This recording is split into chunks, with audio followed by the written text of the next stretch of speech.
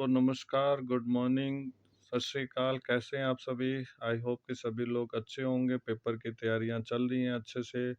तो इसी के तहत जो है ना एक बहुत ही इंटरेस्टिंग जो है ना वीडियो लेके आया हूँ ताकि आपका जो है ना 10 मिनट में आपका चैप्टर को पूरा रिवीजन हो जाएगा।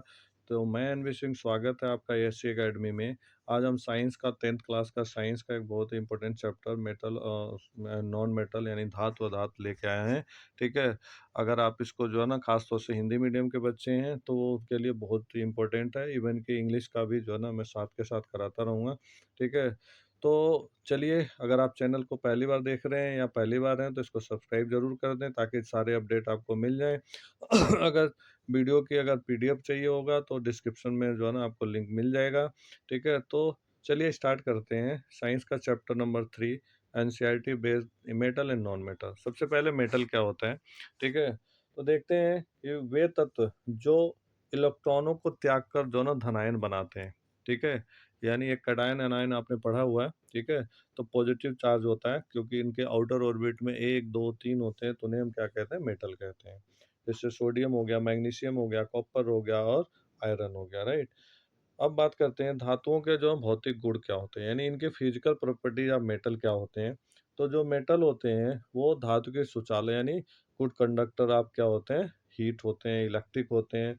धातुओं में मेटल में क्या होता है, तन्यता यानी डक्टिलिटी और मेलेबिलिटी होती है। ये सारे प्रॉपर्टी इनके पाए जाते हैं। सोनोरस देता है। धातुओं में विशेष चमक यानी शाइनिंग होता है। ठीक है?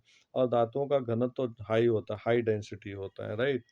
बात करेंगे तन्यता क्या होती है, इसे डक्टिलिटी कहा जाता है। वे धातुओं यानी जिनको अत्यंत पतले और तार के रूप में जो है ना बनाया जा सकता है, खींचा जा सकता है, लाइक अ गोल्ड। ठीक है? 1 ग्राम गोल्ड को जो है 2 किलोमीटर से ऊपर खींचा जा सकता है। आघात वर्धनीयता यानी मेलेबिलिटी क्या होता है, धातुओं का वह गुण जो उन्हें पीटे जाने पर बिना तोड़े पतले चादर में परिवर्तित हो जाता है, यानी चपटा किया जा सकता है पीट पीट करके। उन्हें कहते हैं हम आघात वर्धनीयता, यानी जैसे कि गोल्ड और सिल्वर हो गया। ठीक है? बात करेंगे धातुओं का रासायनिक गुण, केमिकल प्रॉपर्टीज ऑफ जो है मेटल। धातुओं के जो है ना ऑक्सीजन के साथ अपक्रिया करती है तो क्या करते हैं, धातुओं का वायु में दहन करने पर यानी वायु के प्रेजेंस में उसे हीट करने पर, ठीक है, ऑक्सीजन से अपक्रिया करके ऑक्साइड में परिवर्तित हो जाता है। मेटल प्लस ऑक्सीजन तो क्या होता है, मेटल ऑक्साइड हो जाता है। लाइक मैग्नीशियम प्लस ऑक्सीजन तो मैग्नीशियम ऑक्साइड हो गया, राइट? धातुओं के जल के साथ अपक्रिया, ये रिएक्शन बहुत ही इंपॉर्टेंट होता है। ऐसे क्वेश्चन दे देता है कॉम्पिटेंसी बेस में। ठीक है? कि अगर जो ना वाटर के साथ रिएक्ट करता है तो क्या बनता है, मिसिंग करके दे देगा, कुछ भी ऐसे असर्शन रीजन में दे देगा कि ये सही है गलत है। ठीक है? तो धातुओं का जो ना पानी के साथ या जल के साथ रिएक्शन जो होता है, तो जल के साथ अपक्रिया करने पर जो ना हाइड्रोजन गैस निकलता है, धातु ऑक्साइड तथा धातु हाइड्रोजन ऑक्साइड निर्मित करते हैं। लाइक सोडियम यानी 2Na प्लस H2 है तो 2NaOH प्लस हाइड्रोजन गैस निकलता है। अगर मेटल जो है ना क्या कहते हैं एसिड के साथ रिएक्ट करता है तो क्या होता है, तनु अम्लों के साथ। ठीक है? यानी डाइल्यूट। ठीक है? सॉरी, तनु मतलब होता है, हाँ, तनु मतलब डाइल्यूट और सांद्र मतलब होता है कंसंट्रेटेड।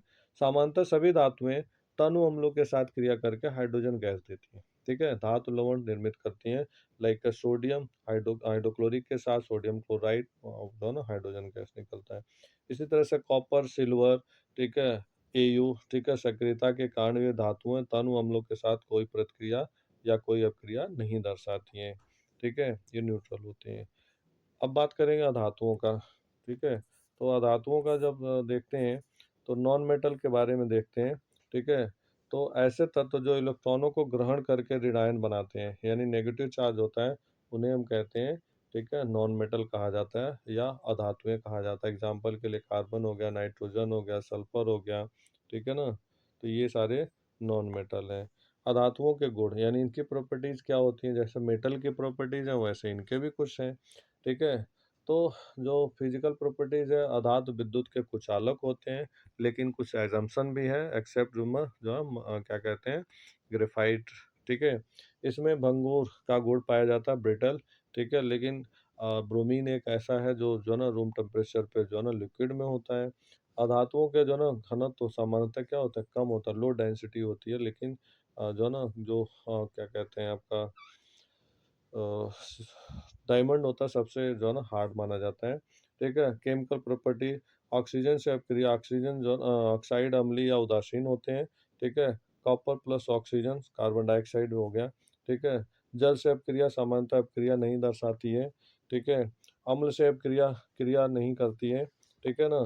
तो ये होते हैं विद्युत रासायनिक श्रेणी या सक्रियता श्रेणी रिएक्टिविटी श्रेणी, ठीक है? धातुओं की सक्रियता श्रेणी वह सूची होती है, ठीक है? जिसमें क्या होता है रिएक्टिविटी सीरीज कहते हैं धातुओं की क्रियाशीलता में जो है ना अवरोही क्रम में जो है ना व्यवस्थित किया गया है, ठीक है? एक आरोही होता है, एक अवरोही क्रम होता है, ठीक है? जो टॉप मोस्ट होते हैं, ठीक है? ऐसे या जो है ना सबसे लीस्ट होते हैं उनको, ठीक है? ये सीरीज जो है ना अगर आप याद कर लेंगे तो ये बहुत कुछ इससे क्वेश्चन जो है ना बन जाता है, ठीक है? तो पोटेशियम, सोडियम, कैल्शियम, मैग्नीशियम इस तरह से लास्ट में एयू, एजी और एयू है। जो सबसे ज़्यादा है तो ये जो है ना पोटेशियम, सोडियम, कैल्शियम, मैग्नीशियम ये मोस्ट रिएक्टिव मेटल होते हैं, ठीक है? ये बीच वाले जो होते हैं जिंक, आयरन, लीड, हाइड्रोजन ये क्या होता है देखा जाए तो मॉडरेट यानी कम होते हैं, मध्यम में होते हैं और सबसे कम होते हैं एयू, एजी, एचजी एक्सेट्रा, ठीक है? ये सबसे कम क्रियाशील होते हैं। तो रिएक्टिविटी सीरीज से क्वेश्चन पूछ लेता है हमेशा, ठीक है? बात करेंगे इनका एप्लीकेशंस यानी यूज क्या है। धातुओं के जो है ना क्रियाशीलता की तुलना की जा सकती है, अम्लों से हाइड्रोजन विस्थापित किया जा सकता है। बात करेंगे धातुओं का निष्कर्षण, मेटलर्जी यानी टर्मिनोलॉजी कैसे इसे अलग किया जाता है। तो सबसे पहले आता है इसमें मिनरल्स, पृथ्वी के भूपट्टी में प्राकृतिक रूप से पाए जाने वाले तत्वों या यौगिकों को क्या कहते हैं, खनिज कहा जाता है। गुड। इसके बाद बात करते हैं अयस्क और क्या होते हैं, जिस खनिजों से धातु आसानी से कम खर्चे में प्राप्त किया जा सके उसे अयस्क कहलाता है। बात करेंगे गैंग क्या होता है, पृथ्वी से निकाले गए अयस्कों में रेत, मिट्टी आदि जैसी अशुद्धियां होती हैं, उन्हें कहा जाता है गैंग कहा जाता है।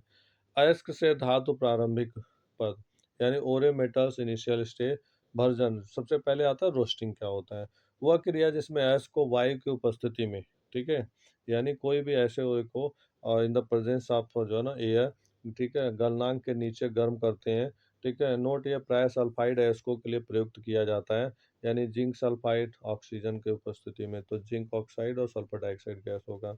इसी तरह से कैल्सिनेशन होता है, अयस्क को निम्न ताप पर वायु की सीमित मात्रा में गर्म किया जाता है, जैसे कैल्शियम कार्बोनेट है, ठीक है, हीट किया जाएगा, कैल्शियम ऑक्साइड अलग हो जाएगा, कार्बन डाइऑक्साइड गैस अलग हो जाएगा, ठीक है। इसके बाद आता है स्मेल्टिंग, प्रगलन किसे कहते हैं, कैसे इसे अलग किया जाता है।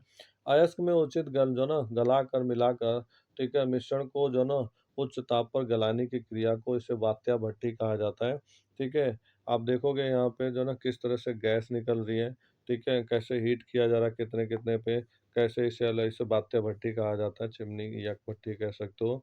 इसी तरह से स्टील मैन्युफैक्चर इंडस्ट्री में होता है, ठीक है, किस तरह से इसको अलग किया जाता है, प्रगलन किया जाता है।